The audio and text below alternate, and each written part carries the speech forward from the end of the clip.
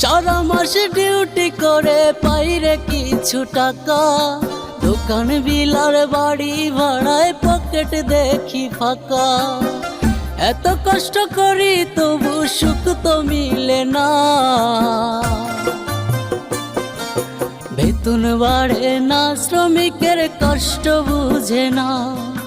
বেতন বাড়ে না শ্রমিকের বেতন বাড়ে না, বেতন বাড়ে না শ্রমিকের বেতন বাড়ে না।